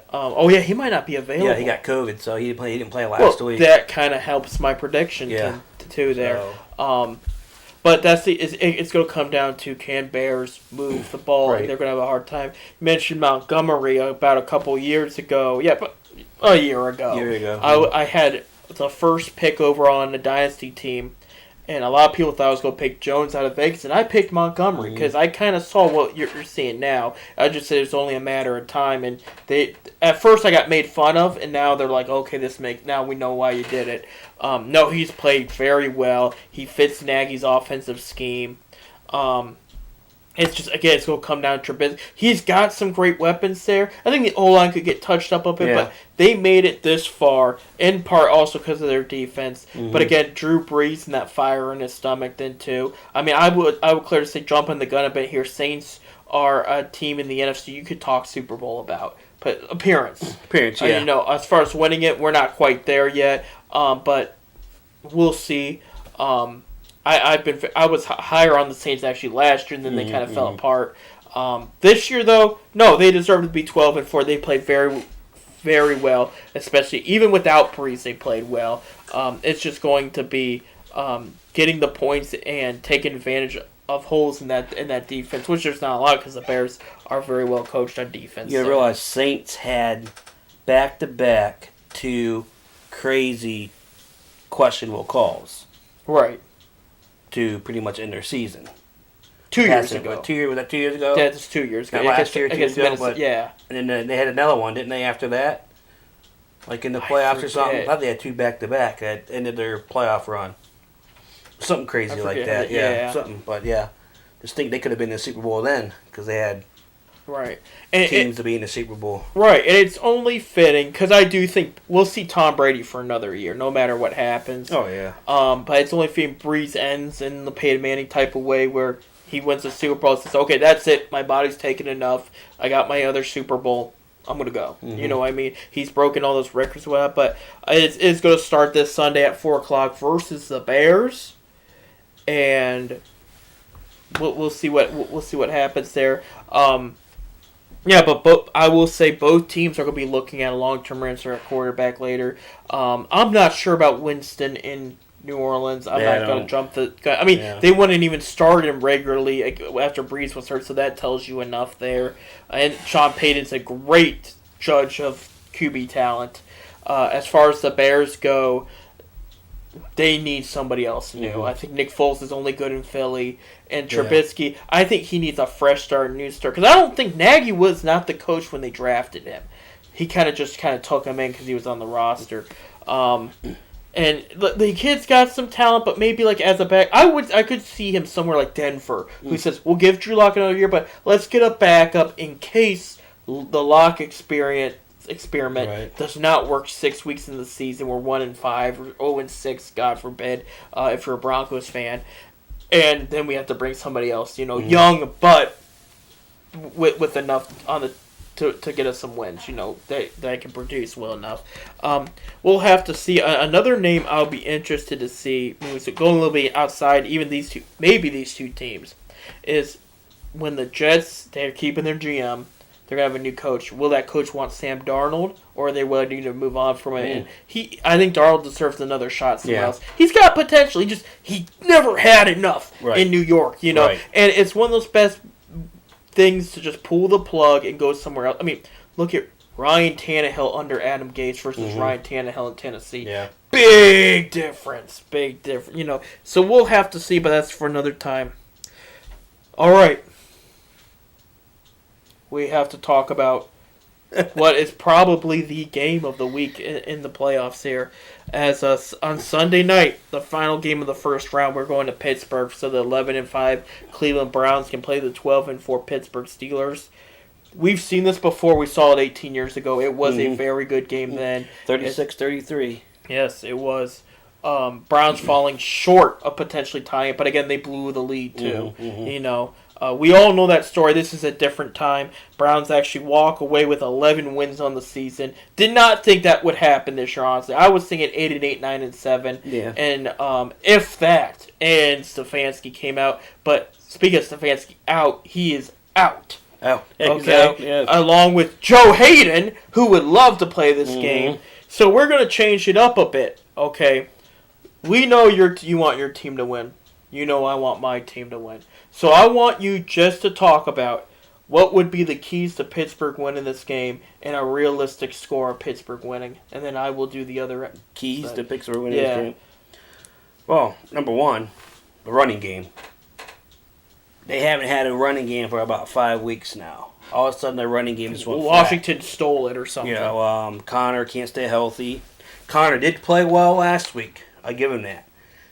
For a combined 3 running backs, they almost had 100 yards. They're averaging 5 yards a carry, that's kind of Steelers football.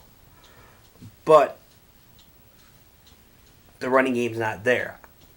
I wish everybody was nailing me all week for this. I wish Ben would have played a little bit last week, just a little bit to get kind of some flow, see where it was, because they found that flow against the Colts. Right. The second half came back to beat them. Wish he would have played a little bit last week, but still think that was a good move. Still, they rested Ben. But I think that's why you rested Ben. In case they lost, he could play against Cleveland. Yeah, right. But I think the running game has to be there. I'd like to see them get off their old ways and test this line from Cleveland. That's kind of banged up right now. You got some COVID stuff going on. You got this and that. That's the offensive line. Oh, that's some offensive line. Yeah, we're ranked the best in the league too recently. You got a couple players that got COVID are in the line, right? On the offensive line, or is that Bitonio's got it. Yeah. That's a big one. That's a big one. Myles Garrett's still kind of affected with COVID. He hasn't been playing that well. I'm sure Steelers are going to run the opposite side. It'd be stupid to run to his side. Right. But the running game for sure, Steelers have to win third downs. They have to win these third downs. Ben has to control this offense like he does. Browns defense secondary is kind of soft. So if we can get some nice drives, some nice here and there passes, sustained first downs, keep Baker off the field. I like Steelers in this game.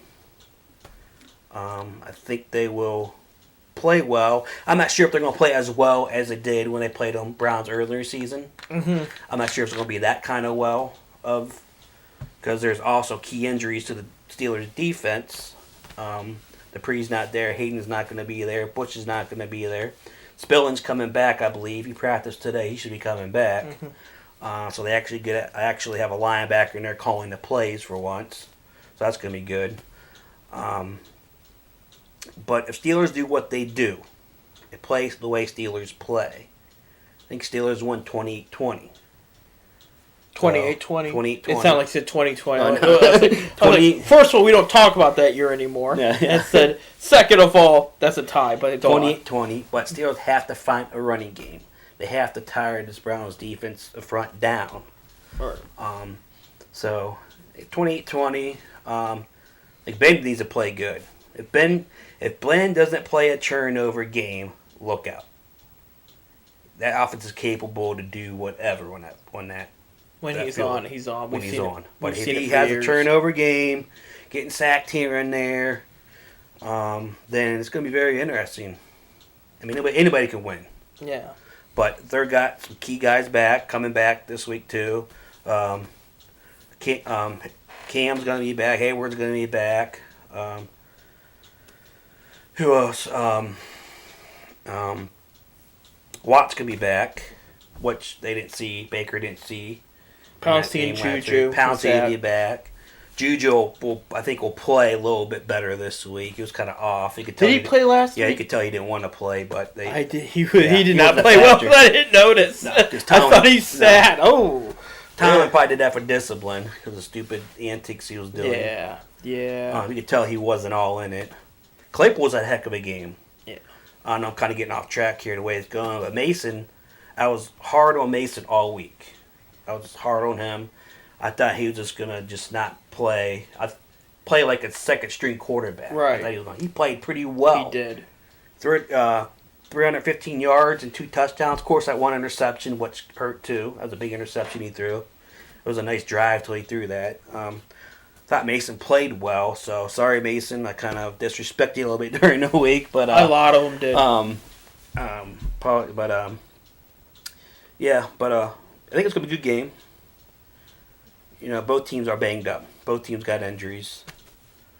Steelers' depth's a little more than the Browns because that's just the way Steelers are. They know how to draft these guys and build them. Depth chart. So I think it's going to be good. Fans, I think, are allowed in Pittsburgh for the first time this season. Yes, they're buying tickets. So that $500 to $10,000. I'm not joking. Yeah, it's a night game in Pittsburgh. Brown's first time there since 18 years. Baker's first time playoff appearance. How's this all going to work out? How's Baker going to do? Another thing, can they stop the run? Steelers. Steelers going to have to watch a deep pass because they are hurting the DB. So Hayden's not playing. Edmonds, I think, practiced, but he's still questionable. Right. So that's on the other side of the field. Can you imagine Joe Hayden right now? Yeah. That's got to be tough. I mean, yeah, for the record, he doesn't hate. I mean, he probably hates the Browns front office. Mm-hmm. Rightfully so. They did him wrong, I will say. But he's always said, I still like the Browns fans because he treated us like. I met him one time. He was a sweetheart. He was good, and he went all out defending the Browns team. And going to Pittsburgh, I was not surprised. Because I was just like, look, this guy still has a lot to bring to the table, and he's mad, and he had every right to be. But the fact that he would want to be out here, play that game there. So, no, you made some good points there. It's now time to flip it around to the Cleveland side a bit.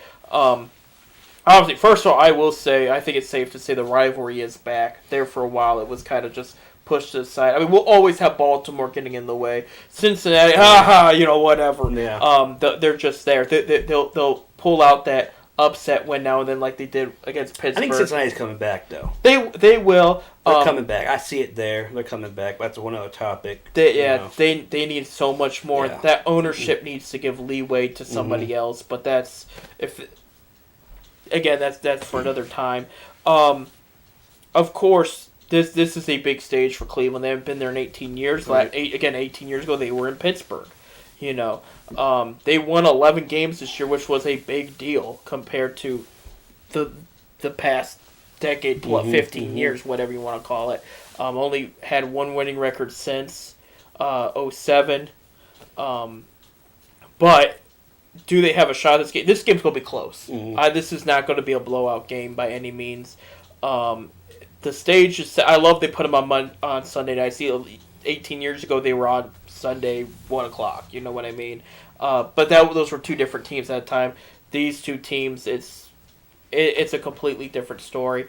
The pros and cons. We're going to start with the cons. Stefanski, who has turned the environment around, will not physically be there. Right. You know, he will be prepared, and that's the thing I will say. I do believe. People are like, Stefanski didn't play his best cards. I don't believe Tomlin did either. You know what I mean? They knew. They were aware. They said the outcome of Week 17 is going to determine if we play each other again, and they wanted to save some things for that week, and you will see it in this game. I think Tomlin was shocked to being it that late. Right. You know, he says Mason, this and that. You know, he believes in Mason and all that, but I think he was a little shocked that Steelers are still in the game that late. Right. It's by look on his face during sometimes in the game. The throws that Mason was making under pressure, I couldn't believe. I was like, I think he surprised everybody. Yeah, I was honestly. like, okay, that's crazy. You know, but he needed. But he didn't play all the decks, right? You know, exactly. Browns had a little embarrassing episode I wanted to bring up. It's something that really teed me off. I don't know if you heard that yesterday. Rashard Higgins and rookie Jedrick Wills Jr., who played phenomenal this year, were cited for racing and marijuana. And there was a blunt and with Rashard Higgins. The police video shows him throwing it down and stepping on it before the cop noticed. One of them figured it out, I guess, because it was in the report. That disappoints me on many concerns, because even though I am pro-marijuana, it is illegal in Ohio unless you have a medical card. I know they don't have a medical card, you know. Kevin Stefanski's always preached about have your mind in the game at the moment. 11-5 is not good enough. Going to the playoffs is not good enough, you know. Their head was not there. Right. You know, if this was the off season, I'd be ticked, but I'd be like, look, they can water it down, they can pay fines, and then get back to it in training camp. This is before the playoffs. It's like, get your head out of your ass, and you're playing on Sunday in the playoffs, okay? Right. There is no... You've already been through enough BS for the past couple of weeks. Do not make it worse. And they did. And you know what? I'm sure Stefanski's going to chew him out. And Rashard Higgins was on contract extension talks. It's like, look, if you want to stay here, you can't be doing that ever again. Ever again. Now, with the NFL playing some of this, probably later down the road. I don't see this week, though. I don't see this week, maybe down the road. Yeah. It could be one of those things that if they pull off the win, they go, oh, by the way, so-and-so suspended next, against Baltimore, or however it works. Or Kansas City, whoever they, we'll see. We'll see. But right now, that was just not smart. But then Stefanski's out because of COVID. Joe Bitonio, huge captain on the Browns, is out because of COVID. And then you have Daryl Hart, 6'2" receiver, underrated, good possession hands, out because of COVID. So what do you have left? Okay, Mike Perifer, I think is how you say his name, special teams coach. He's going to step in as head coach. Alex Van Pelt, offensive coordinator, who's done great stuff on the side. He didn't do any play calling. Now Stefanski, he's going to do the play calling there. Okay, you look ahead. I think again there were some tricks up Stefanski's sleeve that he didn't play. Chubb was limited in running the ball. There was a reason for that. They were saving it for this week. Same thing with Hunt, the Cleveland kid that wants to make an impact in the next game here. You're at the playoff stage. Your defense is so-so. There's some games they showed up. There's some games they didn't show up. Had they shown up more against Baltimore, you would have had one more game win, and that would have been good enough. But same could be said with the offense against the Jets, We could go on and on. Miles has not been the same since COVID. Yeah. He was Defensive Player of the Year up until he got COVID, and I don't think he sacked Mason one time. I think Vernon got both. Yeah, Vernon got both the sacks. Vernon's out. He tore his Achilles. Tore his Achilles. That hurts him too. So they're banged up all the place. Goodlow. Did I say his name right? The linebacker, he's going to be back. Denzel Ward is going to be back. That's huge. Will they put him on Juju or Claypool? Probably mostly Claypool, but I don't know. I know Mitchell did not do so well against Claypool last week, so they might put Ward there, and that would be huge. They do have an issue with safety right now because of banged up. That's the thing is, if this Browns defensive back is all healthy, they got a great unit, but they're not. We didn't see Greedy Williams this year. We didn't see Grant Delpit this year. Rodney Harrison's still going to be there. That's great because the games he wasn't there was a hole. We'll see if Sendejo shows up or not. Linebacker, but the defense is good enough to win, but at the same time, they just need to show up. And, Pittsburgh's going to come out, and Roethlisberger can take a hit. He can shed some tackles, and he's going to move the ball at a faster pace, passing-wise. You said about the run game. We'll see if that shows up or not. But passing-wise, he's going to move the ball as quickly as he can to tire out this defense. Catch them on their feet, however you want to put it. On the offensive side of things, again, the Browns do have their run game. They do have most of their wide receivers. Baker's got to limit mistakes. We can't have Baker Mayfield that was against the Jets show up because then the game is over. Can they win without Stefanski? Yes, they can. Because they have that heart. They got stuff you can't coach. The stuff that helped them get to 11-5. You know what I mean? And it's just going to be no turnovers or limit them. And that defense has to be on their heels every time. They cannot... Because there was times they got lucky. Okay, Mason overall played well. We can agree. There was third downs, incomplete passes he should have hit. And had he hit them, who knows where the drive would have went. You're not going to get that with Ben Roethlisberger in the playoffs, right now. If they win, I got 27-24 with Parkey giving a heart attack field goal. What I mean by that is it's going to look bad and it's going to shift and it's going to make it. It'll be late in the game. I think it's going to be by 3 points. It's going to be a close game. I also expect Callahan, the O-line coach. I guess he might be out too. I haven't heard that's a big one. I haven't heard an update on that one, so don't write that in stone for me at home. But I bring it up because there was a difference. When I said Tomlin didn't play all his cards last week, he's going to stay over this week. There's a big difference between the pressure that was in Pittsburgh at week 5 or 6 whenever we played them and the pressure week 17. It was almost like they didn't come at them hard. And I think they're saving that for next week. That O-line's got to be ready because they're going to jump on them. T.J. Watt's going to be all over the place. Baker's got to get rid of the ball. Now, I do know that against week 6, I think it was because they were like 5-1. That's what the big thing was, 6-0 versus 5-1 at that time. Wyatt Teller did not play that week. Nick Chubb didn't play that week. You got both those guys going into this week, and those are big. I think Teller should have been in the Pro Bowl, but he wasn't. Petonio was. So with him out, he's one of those players. He was there through all the hell. He was there through the 1-33 or 31, whatever it was. He's been through it all, and finally he gets his taste at a winning team in the playoffs, and he's got to sit. Does he actually have COVID? I don't know. He just tested positive for as opposed to Joe Hayden, who does. We know for sure. This is going to be a hell of an ending for the first round of the NFL playoffs. Either way, both teams need a touch up going into the offseason, no matter whenever their season ends. We know Browns need playmakers on the defensive side. Steelers need an answer of future at quarterback because we don't know how much more. I can see Big Ben for one more year if I had a guess.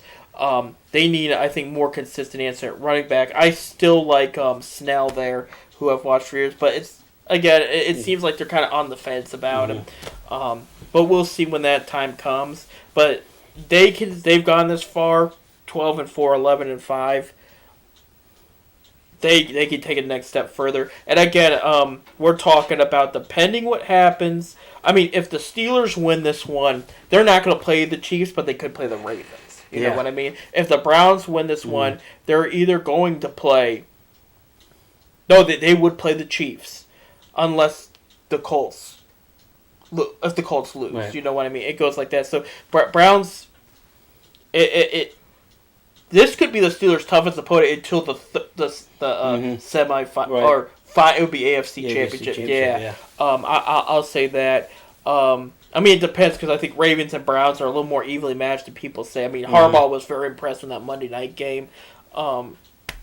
It's going to come down to the wire. It's going to be intense. But again, I will say I can't stress enough. The rivalry is back. You're going to see the Browns build on this. No matter what, it could be a win or a lose, and it's either going to piss off one side more than the other, and they're going to come out next year and everything. But the AFC North is going to be the toughest division in the AFC for a while. I do truly believe that because, like we were saying, Ravens are always in it. Bengals are going to learn to build and improve there. They won some games without Burrow there. You didn't think they were going to win, and they pulled it off. So there's plenty of on the offensive side of Bengals. Their defense needs a whole reload, I think. But that's with the exception of a couple players. But this will not be the last time let's put it this way, you won't have to wait 18 years for this matchup again. That's what I'm trying to say. I would not be surprised if the next couple years an AFC North has 3 teams in it. Right. That's just the way everything's looking at. You look at the other divisions, there's a couple teams rebuilding in each one and ours, the Bengals are one good offseason away from being in that talk again. Here, you get a good taste of the AFC North here, and that is Sunday night. Cleveland Browns versus the Pittsburgh Steelers.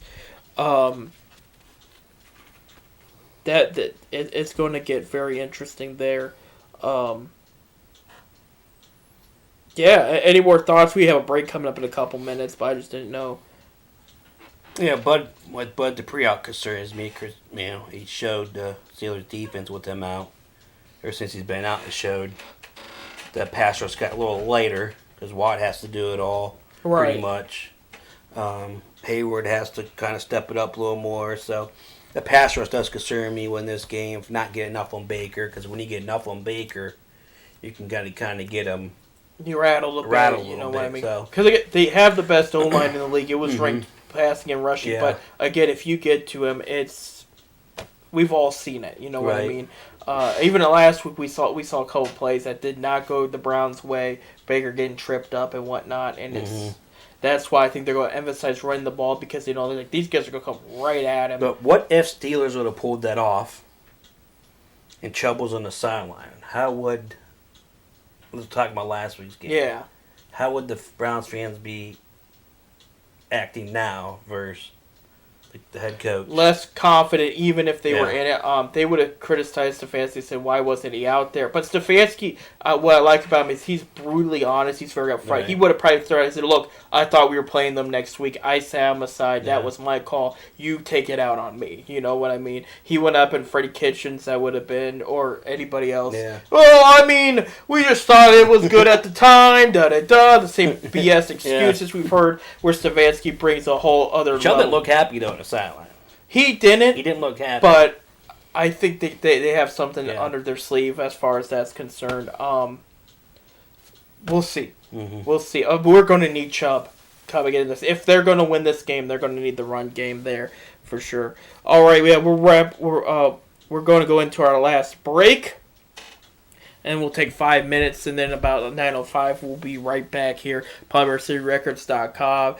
Thanks for joining us. It's our first one of 2021 NFL playoffs this week at Ohio State championship game on Monday. There's a lot going on here. It feels good after months of having no sports. Almost a year ago. Almost. We got months, that we're in this position now. So, all right, we're going to talk a little basketball when we come back, too. So, stay tuned here on PolymerCityRecords.com.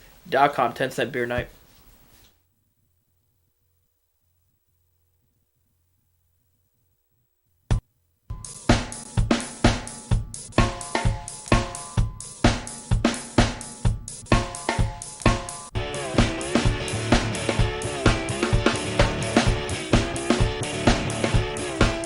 All these blues. This morning the blues walked in like a man.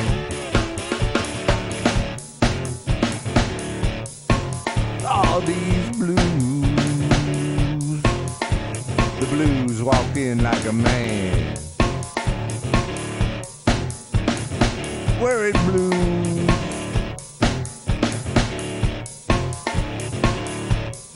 give me your right.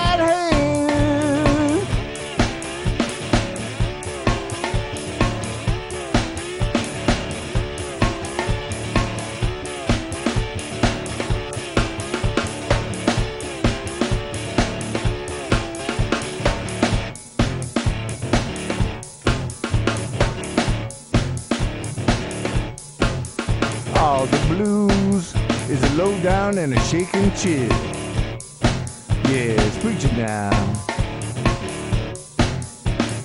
If you ain't never had 'em, I hope you never will.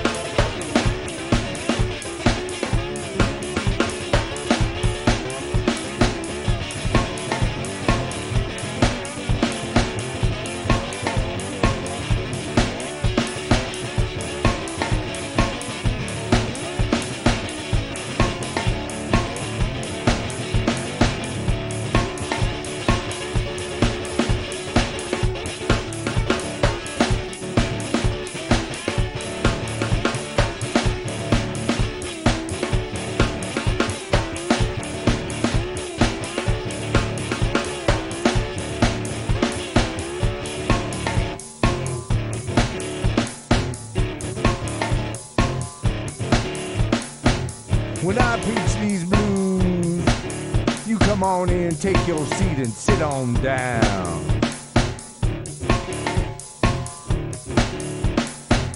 When I preach these blues, you come on in, take your seat and sit on down. And if the spirit moves you, if the spirit moves you, and if the spirit moves you, Lord, if the spirit moves you, jump straight up and down.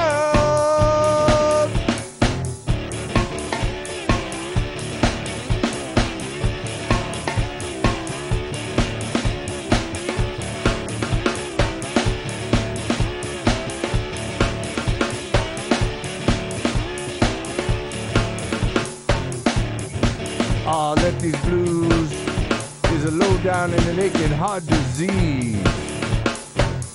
Yeah, these blues is a lowdown and an aching old heart disease. Like consumption, killing me by degrees. I can study the rain, oh, I drive my blues away. I've been studying the rain, I'm gonna drive my blues away. Going out to the distillery, gonna stay out there all day. Up jump the devil.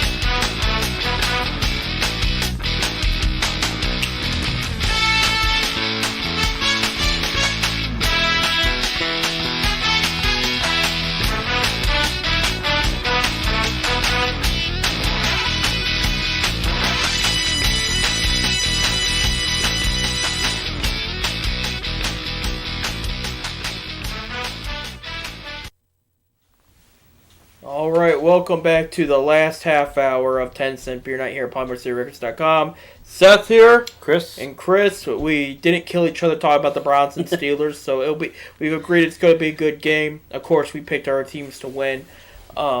We've talked football all day for obvious reasons. By the way, we want to make a correction real quick. We'll talk about the Ohio State-Alabama game. We said it'd be in Arizona. It's actually in Miami, Florida. That's on our bad right there, but it still be warm for them. Those guys, they got it good there. Want to quickly shift to our Cleveland Cavaliers. Unfortunately, it looks like they're going to lose tonight. They're down 99-78 with 4:38 left to go in that game against the Magic. Andre Drummond with a double-double. Again, another one. It's like his... I don't know how many games in a row. Right, 19 points, 16 rebounds. Answer me this real quick. He was a top 15, I should say, player ranked on ESPN Fantasy Basketball. Sounds about right. He didn't make the top 100 list for the NBA. Oh, wow. Makes no sense, but that's besides the point. Colin Sexton just dropped 21 points. He's still going, but he had 19 a minute ago, so he dropped another one there. Larry Nance Jr. with 10 points, 3 rebounds. The following players are hurt, and probably the reason why they're losing: Kevin Porter Jr. for personal reasons. Darius Garland's not playing. Windler is hurt. Exum is hurt. And Matthew Dellavedova is hurt. Them guys are bench guys too. And Kevin Love too. I forgot to mention that. But yeah, that's key for their depth. And that's the thing, is this is a very talented Cavs team. We will not see the full potential until the team is healthy and gets out there. But they haven't been playing terrible. They'll drop to 4-4. But let's be honest. Did you think they'd be 4-4 to start the season? I didn't think so. I called them 8-7 seed for playoffs. Right, yeah. That's what I called them for. There you go. You were one of the few positive ones. Even though last year I called that and it kind of had a disappointing season until COVID hit, but still, I think they're playing a little better than they were this last year at, you could say, this time. Oh, yeah. But Bickerstaff's been a big deal. Yeah, they had the other coach too, though. So for the Orlando Magic, real quick, just because they're playing them, Nikola Vezovic. I like him a lot. I just can't say his name. 16.7 rebounds so far. And this is, again, the game's still going on. Bacon, 19 points. And I don't know if he's good looking or not. That wasn't. That was just because of his last name. So if anybody wants to get perverted about it, that's not what I was doing at. Yeah, he's a shooter. He's a shooter, all right. He plays good basketball. But what a great last name. That's up there with beer. I've had beer. I've had Jaeger. I've seen that. I'm trying to. There's been some other ones there, and of course a Cocoa Crisp, former Indian. We think of the cereal or whatnot. Aaron Gordon, 15 points, 8 rebounds, and Ross, another shoe. They have 20 points already in this game. So you go Isaac Okoro, the rookie, by the way, for the Cavs, 6 points.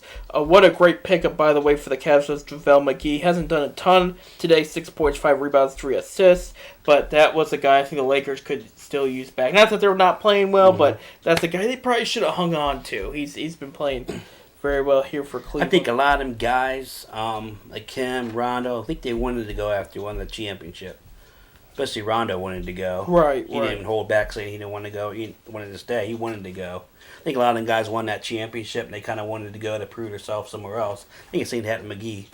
Kind of want to prove himself, be a leader somewhere else. Well, I like him. He's a vet guy you need for these young guys. Plays hard. These young guys plays hard, rebounds. He can't be consistent when he's there. But he's a rebounder, and that's what I've noticed about Cavs. They rebound the ball pretty well. Exactly. And you have to do that in this league. I like how they're playing a lot better defense too. Yeah, defense. A lot of teams, they're finally defense is coming back to the NBA after all those years of just letting people just take threes and whatnot. Now they're stealing the ball. They're rebounding harder. You know what I mean? They're running. They're running back. They're running up and down, which I like.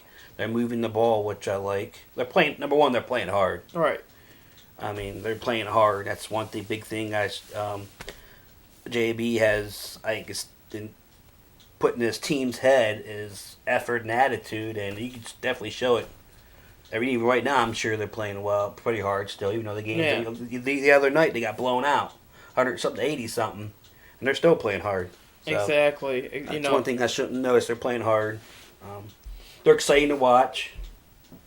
It's exciting to watch. Right. So it's a different atmosphere. It's different. It's a different environment. And that's why I thought was interesting is some of the coaches in big sports in the cities, they kind of know each other.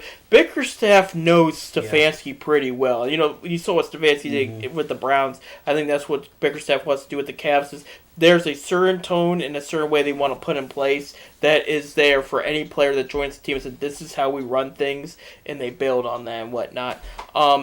obviously, this Cavs team, there's still a lot to learn, still a lot growing. Again, while people are injured, though, players, it's tough to build when they're not there. Because this team is better than I think what you're seeing tonight. And that's not to diss the Magic, who is another great young team that has put together and whatnot. But it's just what we saw the first couple games with most of the roster healthy. It was like, wow, these guys look pretty decent. They look solid there. And now, we really miss some of those players that aren't there tonight. And again, it's still early in the season. They still can turn it around. But it's like, how much longer do they have to wait till they see a full roster? Again, I know Love's out for a couple more weeks. Yeah. Windler, he broke his hand. Garland could be back next game. Exum could be back a week, next I game. think. Right. It said a week, so it could be next game whenever they play again. It could be. And then Porter, for personal reasons, he'll come back when they feel he's ready to come back too. Personal reasons. It's tough, but you know what? Yeah. I mean, it's personal, but yeah. From my understanding, it's the Cavs' call, and they just want to make sure that he's ready. We don't want anybody to go through some tough stuff anytime, no matter what your job is, a millionaire basketball player or a garbage man or whatnot. Anything in between. Not that garbage man's the low because we need our garbage man, but you know what I mean. Remember, he's young too. He's gonna make stupid mistakes. Right, he's young too. You know, so you can't really stupid mistake, but. Sure, he's gonna get over it. Hopefully, get back on the court here soon because I sure need him. Yes, they do. He's a fly. He's quick. He's up and down quick. He is. His dunks are even awesome. He's just a high flying athlete out there. You need someone like that on the court. It's a tempo player. That's what you need. It's a big compliment when Bickerstaff said, who coached James Harden at the time, his ceiling is James Harden. Right. They think he could get up to that if he works hard enough. If they drafted the next James Harden, that's a big thing. I want to correct something I saw. Something we don't need to see, but it's right here. Dante Exum's actually out 6 to 8 weeks with calf strain. Oh. So they've lost Exum for a month or two.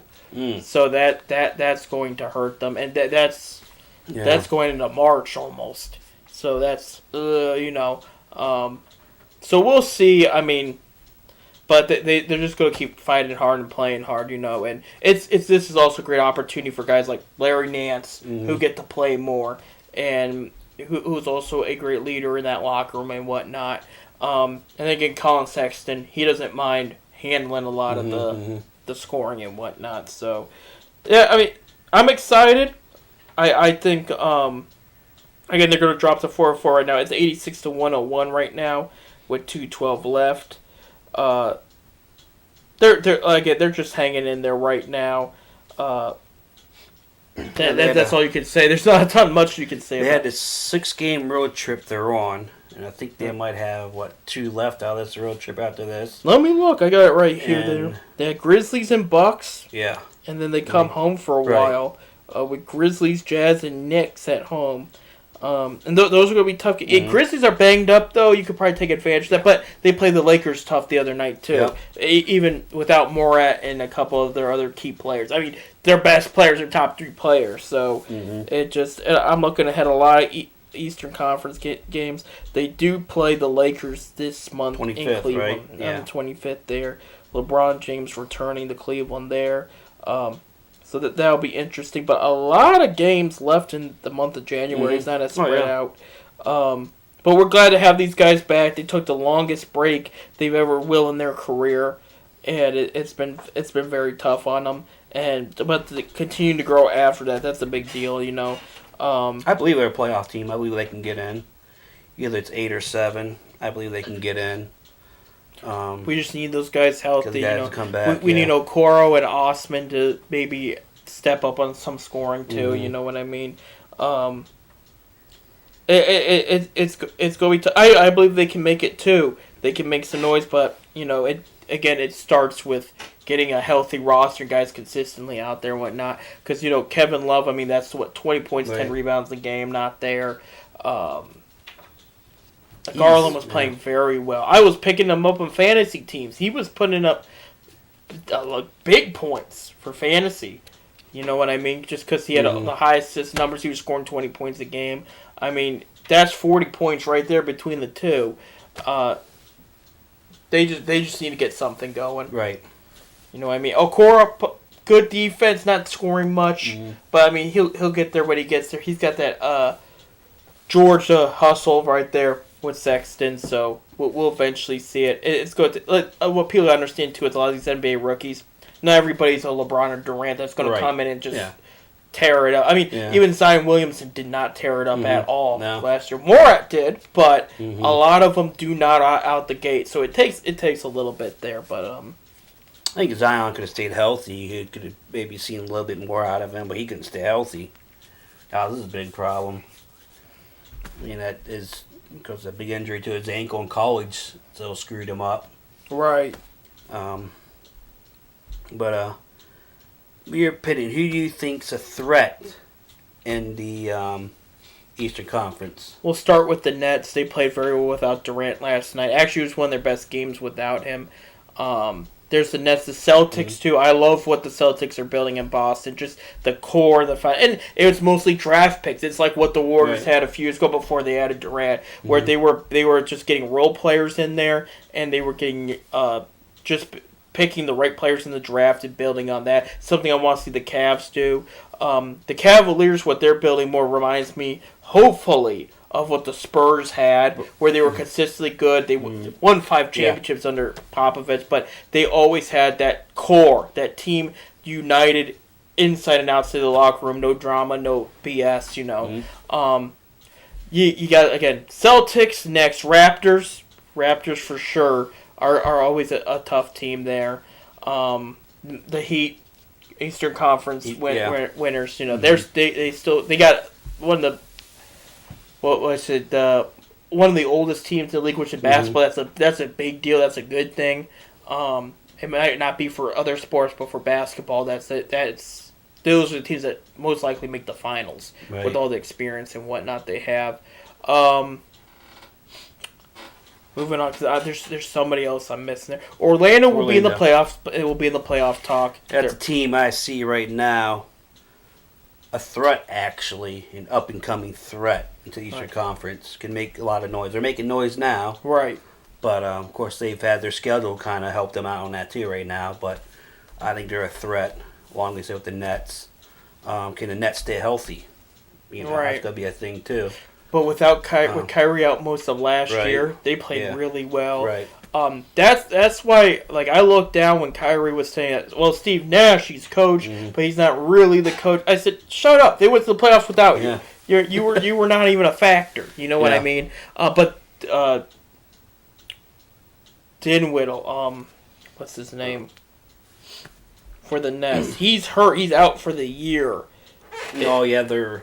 I want Sean.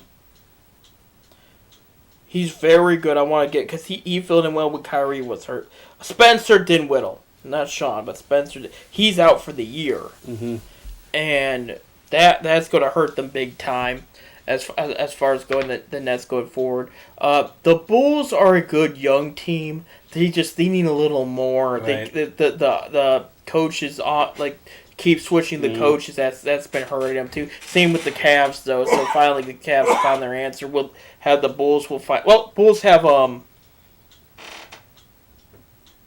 what's his name? Donovan. So they'll get there with him. I like that pickup a lot. Pacers I like too. Pacers when they're healthy, they're great. They're very good. Think with this now when LeBron was there, Pacers always gave Cavs trouble. Right. You know, LeBron had trouble beating the Pacers in the regular season. He always had to beat them in the series in the playoffs. Right. So the same thing. Cavs are still having problems with the Pacers. It's weird how it's one team that Cavs in the Eastern Conference Cavs have a problem with is the Pacers. It's just weird. Very well coached. Yeah, very well coached. They did the Paul George trade right with Sabonis and Oladipo there, and they added more pieces from there. If healthy, that's I would say that's a playoff lock there. Well, then you got the Bucks too. I can't believe we've talked this far and forgot about the Bucks too. I think that the issue is with the Bucks is yes, they are very good, but some of I think some of the team is overrated. That's my personal opinion. I think There's a lot of one-man show. Right. Because of the Greek Freak, a lot of one-man show going on there. But a lot of the teams that go far are team basketball. Right. Like they play team basketball. And that's one thing the Lakers did in the bubble is they played team basketball. A lot of LeBron teams wait around him for him to do something. Right. Lakers play team basketball, and the bubble actually play defense for once. A lot of LeBron's teams don't play defense. So, a lot of teams that go far play that team basketball. Exactly. Looking at the conference here, Knicks are up there for now. They got some good young pieces, improving. but I don't know. 4-3, I think, right? Right. Yeah. I don't think they have enough veteran leadership to help pull them like the Cavs do. That's going to be the big difference. 76ers are 6-1. Mm-hmm. That one loss coming from the Cavs, I believe. Yes. Again with Doc Rivers there, that's a good team. I would say that's a lock for the playoffs right there too. If you want to talk about them, Hawks are very good. That was a big win for the Cavs too, beating them. I like what the Hawks have a lot. Hawks had that back-to-back, which you could see late, especially in the fourth quarter. Wise, they started gassing out. Right. Trae Young was just on fire. Right. They started gassing out in the late in the fourth. The Cavs made that big stretch to come back. But Atlanta's a team where you got to definitely watch. Trae Young's unbelievable. And they got some good players under the basket with Clint Capella and they're player. They got the center from Houston, the tall. Yeah. Yeah. Clint Capella. Yeah. They got John. But that was a big pickup for them, though. They actually have a center now. Yes. Atlanta, which is like they haven't had a real good center in the past couple of years. Yeah. Very true there. Hornets, they need a little bit more time. Yeah. I mean, they got some good pieces there. Wizards, they have Russell Westbrook, but they need more. Mm-hmm. He could be Russell Westbrook. He could win MVP, and they still might not even make the playoffs there. I brought up Raptors. They are 1-5, but I think they'll bounce back. Pistons are 1-6. It's going to take them a little bit. You know what I mean? So we'll see. But I think Cavs are in the mix here in the talk. They did just lose 94-105, so they came back a bit there. They're fighting. They're playing hard, which I like seeing. They're playing hard. Yeah, Lamar Stevens dropped 10 tonight. That's the kid from Penn State. They got Accord did come up with some more. Sexton and Drummond did not in that one. Osman only had 4 points. That's where I said he needs to step up. He needs to step up. He has not been, especially with Love being out. That's a guy that needs to step up. And needs to hit them wide open shots. He's been inconsistent with his wide open shots. I've noticed last couple of games I've watched. He needs to step up. I know that for sure. Right. But he's always not. See, these guys, some of these guys are not used to starting. Like Osmond to come off the bench a lot. He's not used to starting a lot, but now he has to get used to it. But JB also had the lineup set. He hasn't really had a set lineup. I don't know if you noticed that this year. All these games have been kind of different lineups, so he's trying to fill two lineup out with all these injuries. He really hasn't had a set lineup. Right. Set up starting lineup, He's always been playing checkers with that. Who to play this game, who to play that game, because due to the injuries, of course, you gotta. Injuries right now killing them. Right. It's been a struggle, definitely for Bickerstaff right now. But he's making it work. They're still building on what the wins or losses, taken away from them, and just trying to improve the team right now. And they know all this. They know where they're at and what they need to do. I think the guys come back. Everybody plays their position. There's a lot of guys playing out of position now too. So once guys play their position, I think you'll see. You'll see games like tonight that they can win. They'll win. These close games that they're hanging on and blowing them late, they win. You'll see a little turnaround. But I believe they're 8, 7 seed team. Right. I might be even 7. I'll give them a 7. I'll give them a 7 there. All right, real quick, because we're wrapping up things. We got 5 more minutes. We'll bring up some college ball. Ohio State's 8-3. Couple games been looking kind of shaky there. Yeah. Akron Zips are 4-1, just beat Kent State, and Bob will get mad at us if we don't bring it up.